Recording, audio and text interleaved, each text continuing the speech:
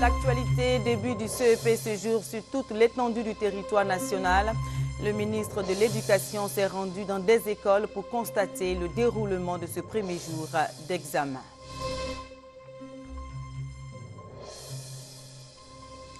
La BAD de retour en Côte d'Ivoire d'ici la fin de l'année. Le Premier ministre l'a annoncé en marge des assises de la BAD au Maroc où il animera demain une conférence. Enfin, les élections présidentielles auront lieu sur tout le territoire malien, y compris à Kidal, selon Laurent Fabius, ministre français des Affaires étrangères, en visite ce mardi à Bamako. Bonsoir à tous, merci d'avoir choisi RTI 1 pour vous informer. On commence ce journal avec les enfants qui ont démarré les épreuves écrites de l'entrée en 6e. Ils sont plus de 440 000 candidats frappés aux portes du collège. La ministre Kandia Camara, accompagnée d'une forte délégation, a visité certains centres d'examen pour s'assurer du bon déroulement de ce premier jour des épreuves. Pour ces élèves répartis dans plus de 1700 centres, Mamadou Kouassi. C'est reparti pour les examens à grand tirage. Et ce sont les tout petits qui ouvrent le bal. Ils sont 448 275 à la conquête du premier diplôme scolaire, le CEP, le certificat d'études primaires et élémentaires. Je pensais que l'examen serait très dur, mais j'ai vu que c'était très facile. Je pense que je peux avoir environ 130 points. Ce que je pense, c'est que l'examen n'est pas trop dur. Je souhaiterais passer en 6e cette année. Les candidats composent dans 4 matières, à savoir l'étude du texte, l'éveil au milieu, la dictée et les mathématiques. La ministre de l'Éducation nationale et de l'enseignement technique apporte son soutien aux candidats. Je voudrais demander à tous les candidats vraiment de continuer de se préparer. Et je voudrais leur dire que l'examen n'est qu'une période d'évaluation. Donc ils ont travaillé pendant 9 mois, ils ont reçu un enseignement et donc nous allons les évaluer pour savoir si ce qu'ils ont appris pendant les 9 mois, ils l'ont bien assimilé. Et donc ce n'est rien d'autre que ça. Donc je leur demande de continuer d'étudier, de bien réviser, de moins s'amuser. Et je souhaite vraiment que les efforts fournis par les uns et les autres soient couronnés effectivement par un grand succès au moment des résultats. Les candidats malvoyants et malentendants ont aussi bénéficié du soutien de la ministre. Ici également, on promet de meilleurs résultats. Je trouve les épreuves faciles. Je suis sûre d'être admis au CP. Mon rêve, c'est de devenir juge plus tard. L'innovation cette année, la mise en place d'un service médical dans les 1750 centres d'examen du CEP. Les résultats seront connus le mardi 11 juin 2013. Et comment s'est passé ce premier jour des épreuves écrites du CEP dans des centres d'examen? Exemple à Cocody avec ce reportage tourné ce matin par Beckett Aliko et Fatou Fofana. Centre Cocody Est 1, il est 8h25 ce mardi. Les élèves sont en salle pour les épreuves écrites du CEPE qui se déroulent sur l'ensemble du territoire national. Première épreuve soumise aux candidats, l'étude de texte.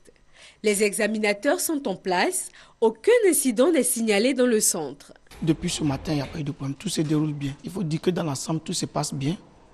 Les enfants sont en classe, il n'y a pas de soucis majeurs. Dans l'ensemble, les candidats trouvent les épreuves abordables. C'est très facile, il faut juste relire pour comprendre.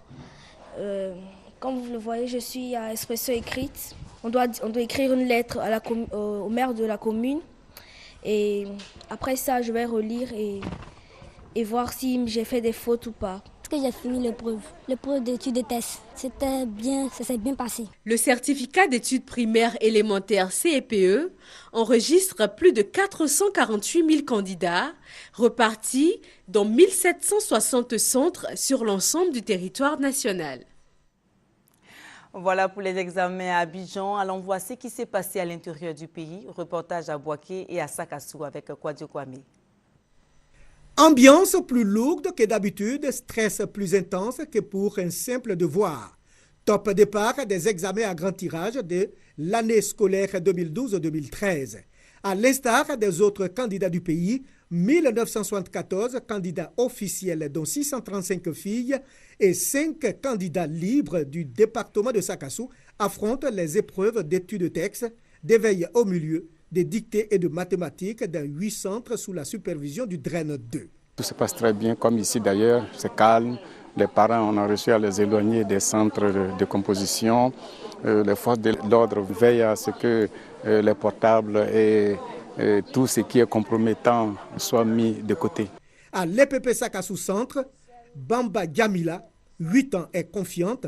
Il en est de même pour ses autres camarades. J'ai trouvé l'étude de test facile. C'est sûr que ça va marcher l'année prochaine, je serai au collège. On a fait étude de test et moi, je prouve que ce n'est pas difficile pour moi. Ces candidats connaîtront leur sort le 11 juin prochain. À Bouaké, ce sont au total 20 593 candidats sur les 448 275 au plan national qui subissent les épreuves du CEPE, frappant de ce fait aux portes du secondaire. Dans l'ensemble, les candidats jugent les premières épreuves à leur portée. Je suis contente de l'épreuve qu'ils ont donnée. Je souhaite bonne chance à tous les élèves de CM2 et qu'ils aient confiance en eux-mêmes. Toutes les dispositions ont été prises pour des résultats crédibles. Le directeur régional de l'éducation nationale de Bouaké et l'inspecteur général des COGES supervisant la région de Bouaké se disent satisfaits de la tenue de ces examens. Cependant, quelques insuffisances ont été relevées. Les quelques petits éléments que nous avons observés, c'est toujours le petit problème de portable. Mais je pense qu'avec la sensibilisation, tout rentrera dans l'ordre. Les candidats sont âgés et ils disposent d'une carte d'identité scolaire. Bon, alors qu'il aurait fallu avoir une attestation d'identité ou bien une carte nationale d'identité. Voilà pour le CEPE. Concernant les autres examens, notez bien que le BPC commencera le 4 juin avec les épreuves orales.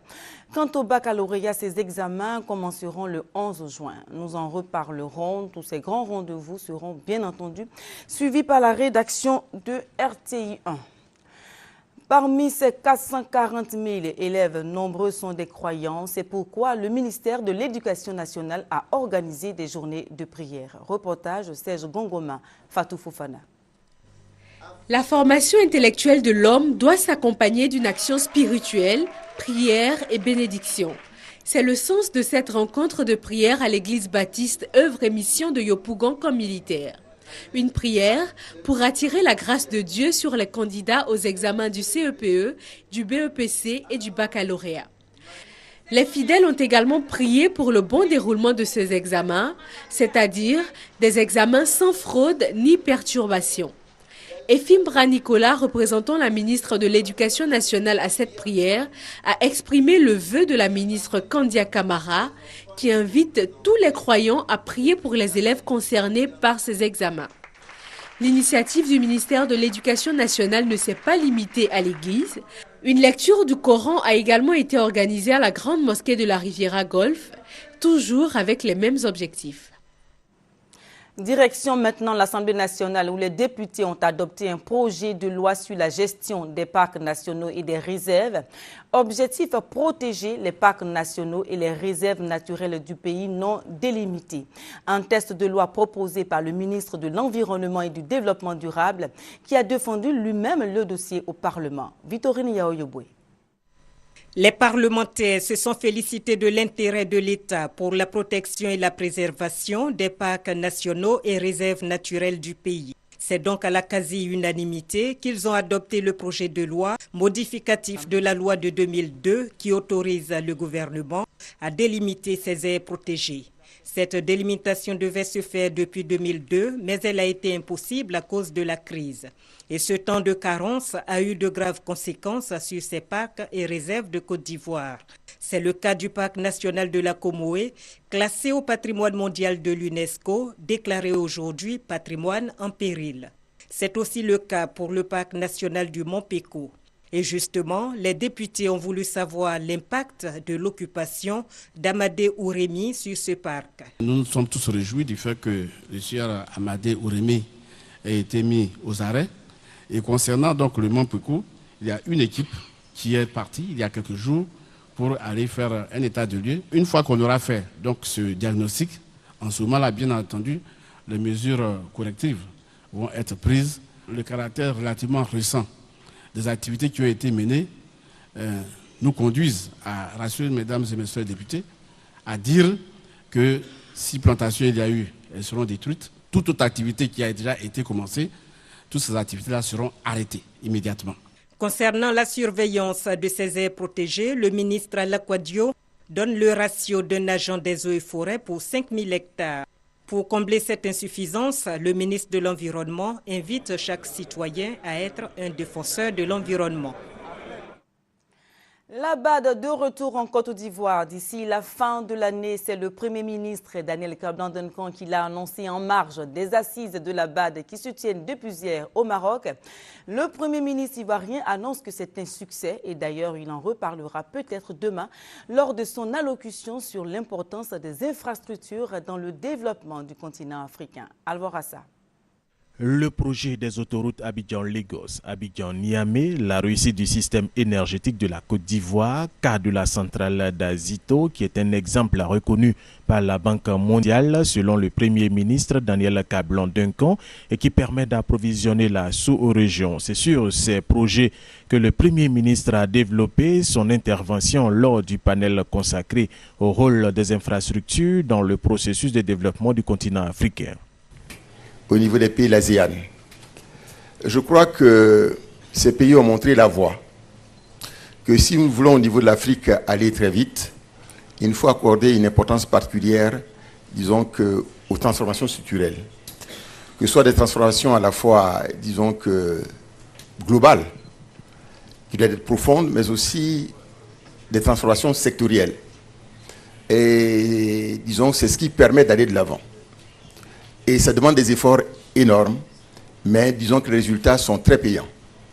Pour lui, donc, les infrastructures sont essentielles pour le développement de l'Afrique. Et cela est soutenu par la volonté politique des présidents qui veulent faire, en tout cas au niveau de la CEDEAO, une CEDEAO des peuples avec une intégration réussie. Lors de ce panel relatif au rôle des infrastructures dans le processus de développement du continent africain, le Premier ministre Daniel Kablan-Duncan avait à ses côtés Ibrahim Ba de la CEDEAO et Kalam Pinga du secteur privé. Pour eux également, les infrastructures précèdent tout développement. Et c'est ce qui se fait actuellement en Côte d'Ivoire, au Niger et en Sierra Leone, permettant à ces pays d'avoir une croissance économique respectivement à 8,9%, 11% et 18%. Les technologies de l'information et de la communication peuvent aider les pays africains à lutter contre le terrorisme et la cybercriminalité. Plusieurs experts et représentants d'États échangent depuis ce mardi sur les bonnes pratiques en la matière pour aider les pays. On en parle avec Lassina Ouattara. Intercepter les communications de terroristes, pister des bandits par la vidéosurveillance, localiser des véhicules volés à l'aide de GPS, identifier des bandits grâce aux traces ADN laissées sur un lieu de braquage ou encore récupérer les données d'un disque dur d'un cybercriminel sont autant de possibilités qu'offrent les technologies dans la lutte contre l'insécurité. Le Salon international de la défense de la sécurité, Africa Shield, ouvert pour 3 jours à Abidjan, se veut un espace de rencontre de professionnels. C'est le ministre d'État, ministre de l'Intérieur et de la Sécurité, Ahmed Bakayoko, représentant le Premier ministre Daniel Kablan-Duncan, qui a ouvert le salon. Il a situé les enjeux de cette rencontre d'experts venus d'Europe, d'Asie, d'Amérique et d'Afrique. Outre les questions de sécurité des États et du rôle des nouvelles technologies dans les succès des enquêtes de police, le salon se propose de traiter de la question cruciale de la sécurité des individus, avec la problématique de la traite d'êtres humains, qui est devenue aujourd'hui un fléau des temps modernes. Ahmed Bakayoko n'a pas manqué de revenir sur la politique ambitieuse de sécurité appliquée par l'État ivoirien. La situation s'améliore. Aujourd'hui, grâce à un système de vidéosurveillance au niveau de la ville d'Abidjan, nous avons réussi à donner plus de liberté aux populations et garantir dans de meilleures conditions leur sécurité. À cet espace d'échange sur la thématique du trafic des êtres humains, plusieurs ministres et personnalités en charge de la sécurité, notamment du Togo, du Burkina Faso, du Mali, du Libéria et du Gabon. La visite des exposants de Côte d'Ivoire et ceux venus de l'étranger a permis de voir les innovations en termes d'équipement et d'infrastructures technologiques. Un deuxième pas vers un partenariat entre le ministère de la Communication et le système des Nations Unies. Les dirigeants de ces deux structures ont échangé sur le soutien logistique et technique que veulent apporter les Nations Unies au ministère de la Communication pour réussir sa mission. Une grande rencontre avec l'ensemble des agences onusiennes va bientôt se tenir. Elle devrait permettre au ministère d'orienter et de définir ses besoins et priorités pour les structures sous tutelle. Réunion ce mardi à Abidjan du réseau des autorités centrales et des procureurs de l'Afrique de l'Ouest sur le trafic illicite. Au centre de la rencontre, des échanges d'expériences en matière de crimes à caractère transnational, notamment le trafic de drogue, de médicaments contrefaits, la traite des personnes et le trafic de migrants. Maïsako. Servant de lieu de transit et de destination pour différents types de produits illicites, l'Afrique de l'Ouest est au cœur des routes utilisées par les groupes criminels pour le trafic de drogue et des personnes. À cela s'ajoute le trafic d'espèces sauvages, le blanchiment d'argent et les crimes en bande commis en mer. La réunion des membres du réseau des autorités centrales et des procureurs d'Afrique de l'Ouest entend trouver, à travers des échanges d'expériences, des solutions à ces problèmes. Le but, c'est d'améliorer l'entraide judiciaire entre les pays d'Afrique de l'Ouest, donc les pays de la CEDEAO et la Mauritanie. Le but ultime, c'est bien d'opposer un réseau au réseau criminel et que les frontières ne soient pas un obstacle à la recherche des preuves, à l'arrestation des criminels et à la saisie des avoirs criminels. Les trafics transnationaux de produits illicites causent d'énormes pertes aux États de l'Afrique de l'Ouest. Le trafic de drogue en Afrique, c'est plus de 3 milliards de dollars de pertes pour nos États et donc de gains pour les trafiquants.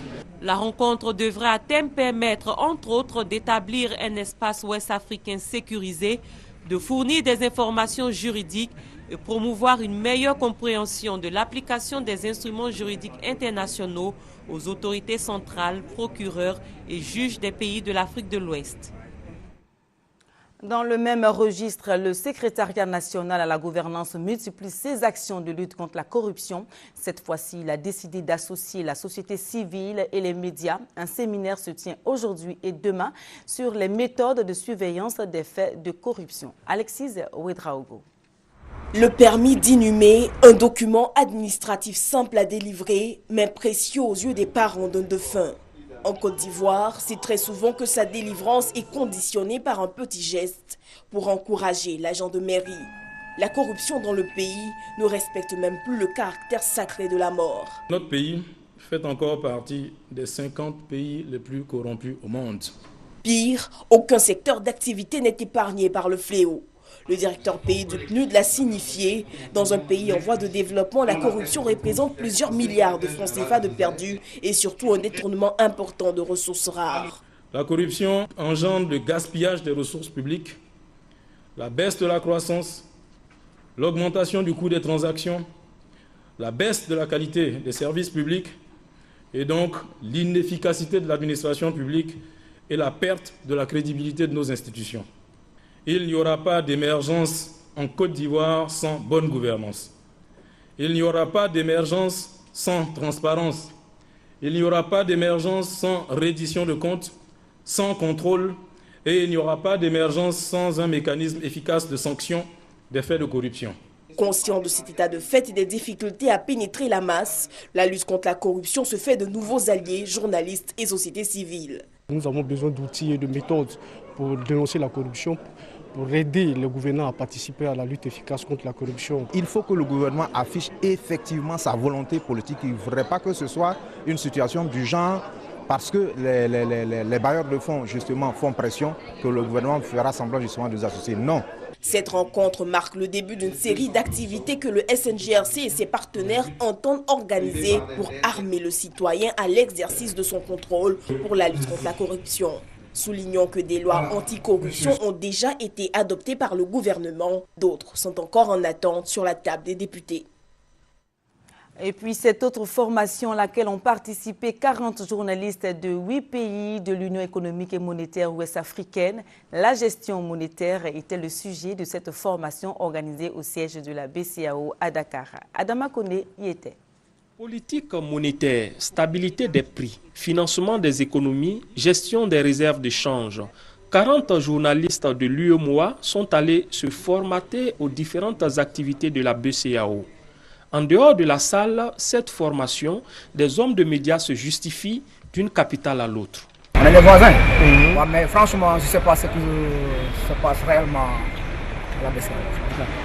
Je ne connais rien sur la BCEAO et en plus, ça ne m'intéresse pas. Je n'ai aucune idée de comment fonctionne la BCEAO. Sinon, je connais la BCEAO, mais je ne sais pas comment elle fonctionne. Ce que je sais pour la BCEAO, c'est que c'est une banque ouest-africaine d'abord qui se charge de produire la monnaie qui est utilisée par les pays qui sont membres de la CEDEAO.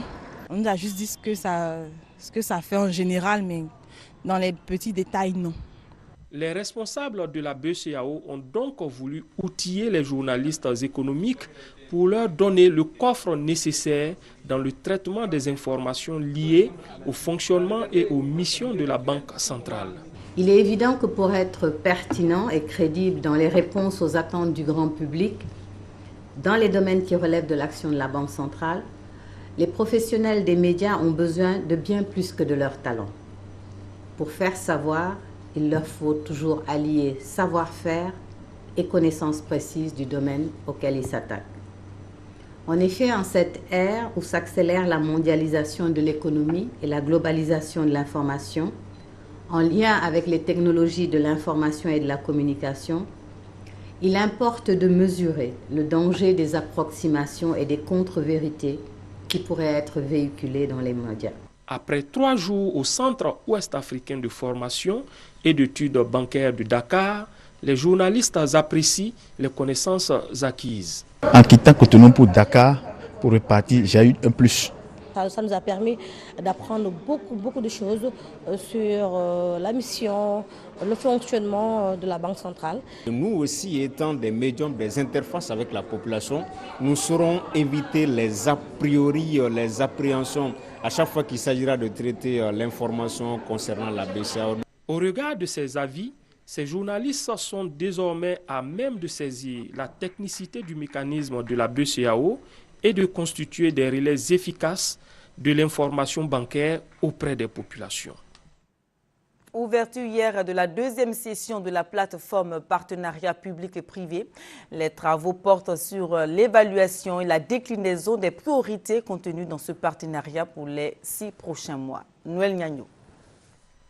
San Pedro, capitale du sud-ouest, deuxième ville portuaire de la Côte d'Ivoire, premier port exportateur de cacao au monde, concentre pour 72 heures la plateforme de partenariat public et privé. Responsable du secteur public, gouvernement, institutions nationales, chocolatiers, exportateurs, producteurs, membres de la société civile pour la deuxième session après celle d'octobre 2012. Il s'agit de faire l'évaluation des actions de la plateforme, capitaliser les acquis, voir comment les consolider, identifier les facteurs bloquants, rechercher les pistes de solutions.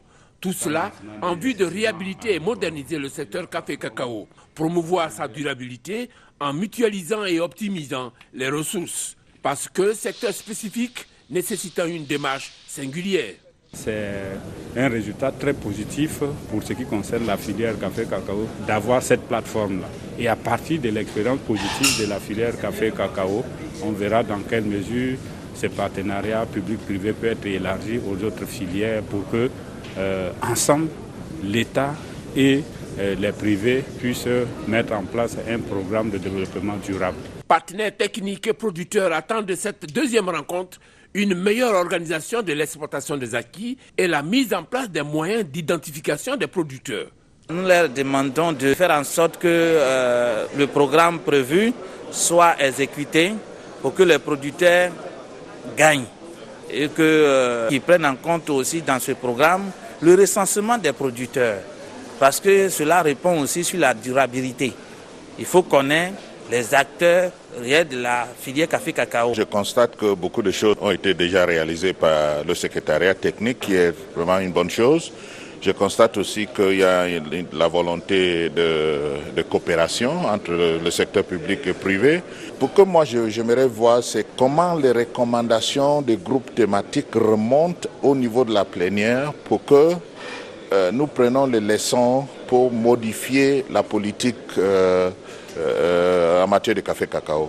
La plateforme de partenariat public-privé de la filière café-cacao a été mise en place en mai 2012. Elle est à sa deuxième session avec 27 projets réalisés, 118 en cours d'élaboration pour un coût d'environ 60 milliards de francs CFA. C'est une tradition depuis quelques années, ce test grandeur nature à la Société ivoirienne de raffinage. Ce mardi, les pompiers de la CIR et du groupement des sapeurs-pompiers militaires ont consolidé leur capacité d'intervention. C'était au cours d'un exercice de simulation incendie destiné à éviter toute improvisation et surtout à être prêt en cas d'incendie réel. Hugues Hervé Blé. Le système de sécurité incendie de la Société ivoirienne de raffinage est en place et fonctionne bien. La simulation incendie de ce mardi a permis de le vérifier une fois de plus. Il s'agissait de gérer deux sinistres. Un sinistre à la CIR où nous avions un feu à la cuvette d'un bac de pétrole brut avec 2 victimes, 2 blessés et un déversement de produits pétroliers sur l'appontement Petrosi. L'exercice s'est déroulé sur 2 heures de temps. À cette occasion, la CIR a fait don de 2 générateurs de mousse et 200 litres d'émulseur à l'Académie régionale des sciences et techniques de la mer, institution qui forme également ses agents de sécurité incendie. Pour éviter tout incendie et les graves dégâts qu'il pourrait entraîner, la CIR, où le feu et les produits pétroliers se côtoient au quotidien, fait le choix de la rigueur et de la vigilance. Une fois par an, en relation avec le groupement des sapeurs-pompiers militaires, avec la gendarmerie, avec la police, avec le SAMU, nous déclenchons le POI qui est un exercice donc annuel de très grande envergure. La CIR est prête, elle est équipée en conséquence et c'est même la raffinerie la plus équipée dans la sous-région, capable donc d'intervenir pour n'importe quel feu qui se produirait ici. Pas d'improvisation en cas d'incendie, mais des actions coordonnées et efficaces des différents acteurs. Cet engagement des responsables de la CIR semble bien fonctionner. Les différents exercices de simulation le démontrent. À l'étranger, au Mali, c'est désormais officiel. Les Maliens se rendront aux urnes le dimanche 28 juillet pour élire leur président. Le 11 août est retenu pour un éventuel second tour. Reportage. C'est la confirmation que tous les Maliens attendaient. Le premier tour de l'élection présidentielle aura bien lieu le 28 juillet, date validée par le Conseil des ministres. Bamako a répondu à la demande de la France, dont les troupes sont engagées au Mali. À 2 mois du scrutin, reste un casse-tête. La ville de Kidal, au nord, contrôlée par le MNLA et le MIA, 2 groupes rebelles touaregs opposés au retour en ville de l'armée et de l'administration malienne. Pas question donc pour l'instant d'y déployer des bureaux de vote. La clé de la réunification du territoire se trouve peut-être à Ouagadougou, entre les mains du médiateur Blaise Compaoré. Reçu depuis hier au Burkina, représentants des groupes rebelles et du gouvernement malien tentent avec bon espoir de parvenir à un accord.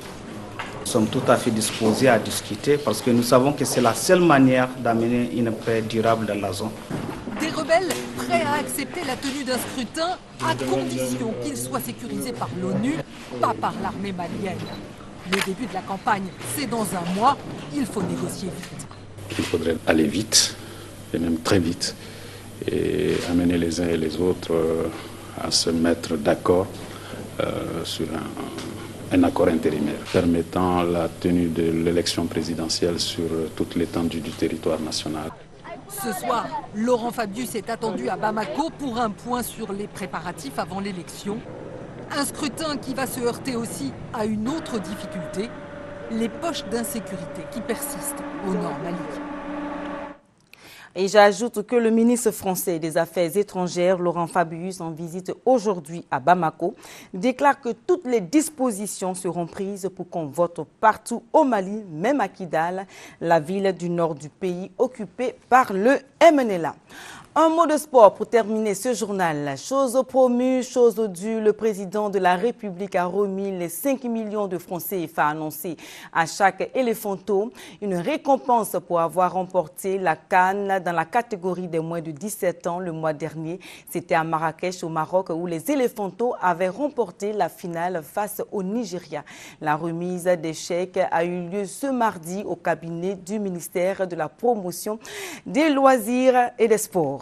Mesdames et messieurs, c'est la fin de ce journal. Merci de l'avoir suivi et restez avec nous sur RTI 1. Bonsoir.